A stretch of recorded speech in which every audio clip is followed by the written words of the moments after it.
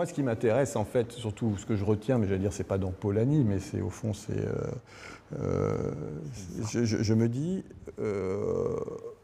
entre 36 et 46, au moment du Conseil de la Résistance, voilà, il s'est écoulé 10 ans.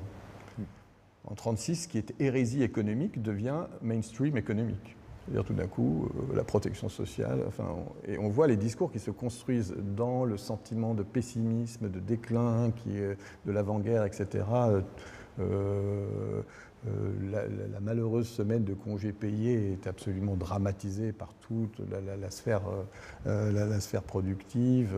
La vieille droite catholique pétiniste y voit là le déclin du travail et la perte des valeurs et l'effondrement des valeurs nationales, etc. etc.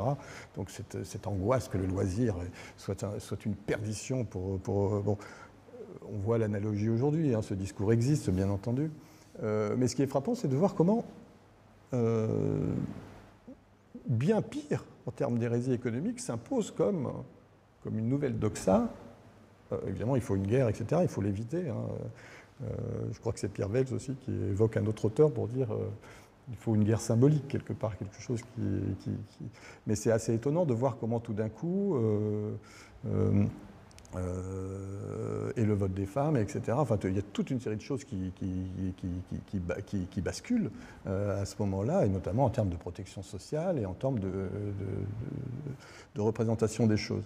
Donc, bon, pour répondre à la question, non, moi je ne vais pas dire quelle économie il faudrait faire, je n'ai pas cet orgueil-là, et d'ailleurs, moi j'expose, pour ceux qui écoutent bien, plutôt mon état de... Enfin, je suis l'économiste qui patauge, on va dire, plutôt que celui qui sait ou qui patauge, mais on va dire qui arrive de temps en temps à s'accrocher, à me dire « Ah, ça c'est important, tiens, on ne me l'avait pas dit. Tiens, là, il y a peut-être... Bon, mais on va dire que dans ce travail un petit peu solitaire, je peux détecter des éléments, des idées, des choses comme ça.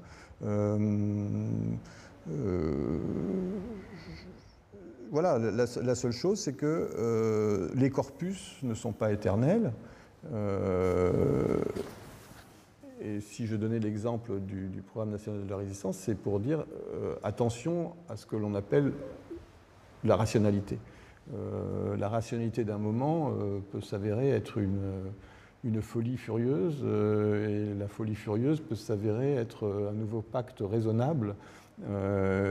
Et ce qui paraissait radical en 1946, quand même, on arrive à rallier une partie de la droite à des nationalisations de certains secteurs clés, etc. Enfin, voilà, il faut voir hein, comment tout d'un coup les sachants qui sont si sûrs de ce qu'il faut faire et de ce qui est raisonnable et des petites coupes budgétaires qu'il faut faire pour être comme nos voisins qui eux font si bien, etc., etc. Enfin, on connaît tout ce discours récité de manière un peu pavlovienne.